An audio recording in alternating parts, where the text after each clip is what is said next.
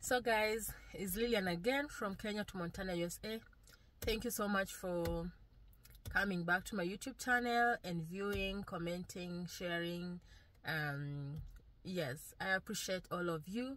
And guys, the last time I posted a video I was on my shift and I had to float from one unit to another one. I was floating from psychiatric unit to surgical unit. It was around 11:30 and people are asking me what that is. We do not experience such things back in our country. What happens is when you are floating in our country, we call it pulling. When you pull from one unit, is like you are pulling at the start of the shift, and you always know you work in this department, so you are pulling from maybe pediatric ward to ICU.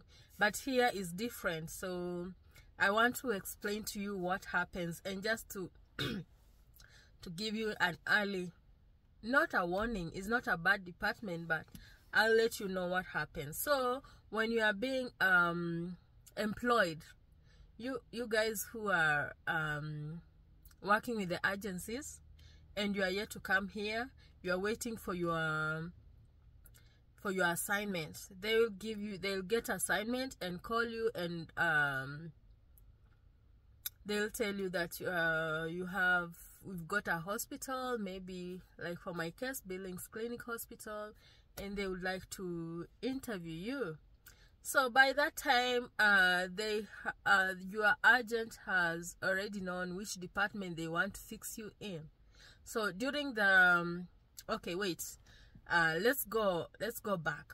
During your interview, during the whole year, your agent keeps calling you, asking you update them where you work, where you have been working, and well, unto you, for those people who have like worked all the departments. You've worked in pediatric, you worked in medical, you worked in surgical, you worked in the ED, you know the way they always change us back in Kenya. You move from this department to another department, you go to a different hospital, you get to a different department. So when these agencies, they call you,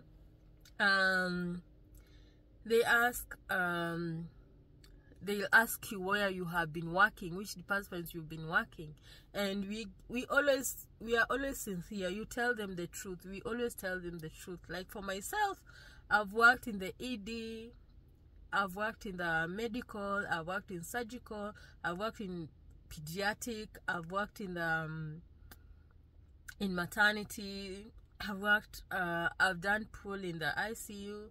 Now you get yourself to these departments called nursing resources.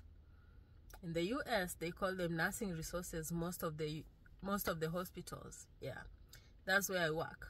So they'll interview. Your interviewer will come from the nursing department, the nursing resources.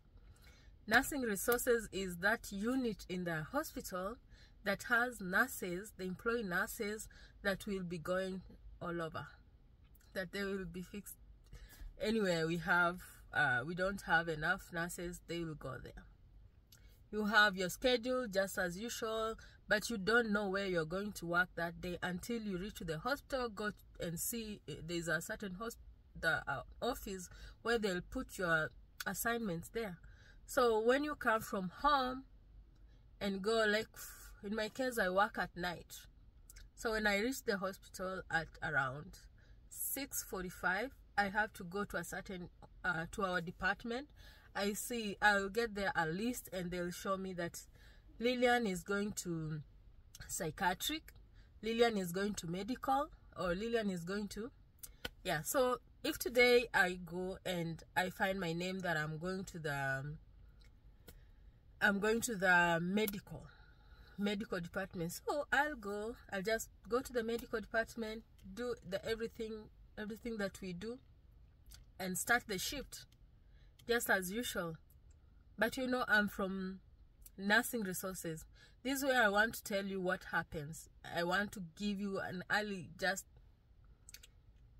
like, you know, you are not, we have those nurses for the floor. We have these, we said medical. We have those nurses who work for the medical. They are nurses of the floor. And you are coming from the nursing resources. It means you are going to help them. My friends, what happens is this. I'm going to tell you the truth. I'm going to tell you the truth. You are coming to help them. So it means those demanding patients, those patients who call every 15 minutes, those patients who need attention, all of them are yours. They'll assign you all those patients. And you are going to work the whole night. You will work the whole night while the staffs on the floor are settled. Yes, that's what happens. You work like you went to help them. You will get those very demanding patients are for you, Lillian. And then if you have any admissions are for you, Lillian, because you came to help. That's one advantage of being a floor nurse. You just know you work for the medical. You wake up in the morning, you know you are going to medical department. Like if you are working for 4 days, they'll give you those patients for 4 days, like you know them. But when you're working the nursing resources, you're always changing patients, changing them. Always change. You don't know what next. And then when you are there you've started your work at 7. By 8, you don't know whether you are going to stay in that department or they'll take you to another department. So at 9:30, the charge nurse will let you know that whether you are staying or you are going to another department. Let's say you are going to another department. They'll tell you, Lillian, you're going to float to the emergency department, the ED, at 11. So, guys, you know, you are given the demanding patients. You have this like 7 o'clock to 10 o'clock to have done everything, to document, do like everything that you are not supposed to hand over the things that you should have done to these other people. So you have to, like, you're just running mad. You actually run mad doing all those things so that you can finish, hand over, and go to the next department. In the ED, you're being waited for. So, guess who you are going to get? One day, there's a floor nurse who told me, they asked us, who do we want to give out? And everybody was giving her or his demanding patient, you give them out. You, as a nursing resources, you're the one going to get them. You're going to get those crazy patients. You know, we used to have those patients back at home, and some of us are actually those patients. When you get admitted, you become paranoid.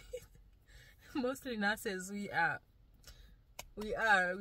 those patients. When we get admitted, you are always on the phone calling, you asking for this, you know, you don't have. So that is what nursing resources is.